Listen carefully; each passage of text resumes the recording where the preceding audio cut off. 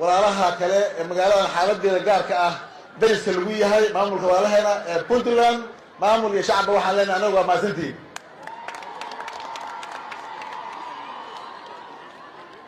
madaxweyne magaalada gaalkacyo waxtarkeeda iyo firfircoonadeeda way ka muuqataa taariikhna waa u lahaayeen kelmadda reer gaalkacyo waxaan aad iyo aad ugu faraxsannahay sida aan loo kala harin ee sharafta badan ee miisaanka weyn leh oo u soo dhaweyseen madaxweynaha jamhuuriyadda federaalka Soomaaliya aad iyo aad baan ku mahadnaqaynaa aad baan ku mahadcelinaynaa sida runtii soo baxa iyo farxadda iyo reereynta leh intaas kadib madaxweyne magaalada gaalkacyo joognaa oo lagu aas-aasay galmudug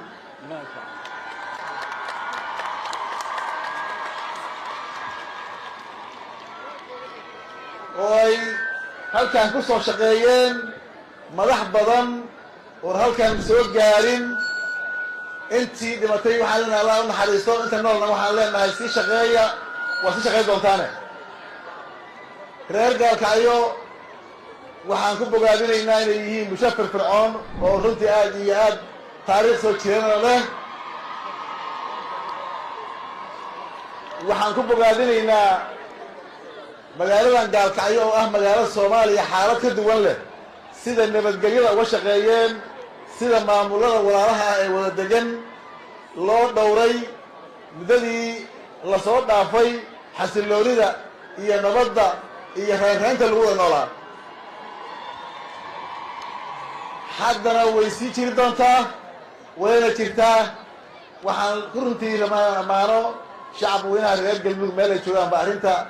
iyo reer gobolka mudug iyo reer gaalkacyo baan ku ammaano arrinta nabadda gaalkacyo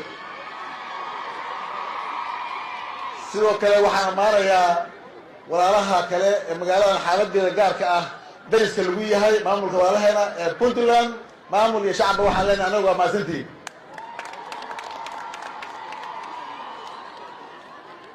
madaxweyne magaalada gaalkacyo waxtarkeeda iyo firfircoonadeeda way ka muuqataa taariikhna waa u lahaayeen kelmaddaadi ku soo dhawow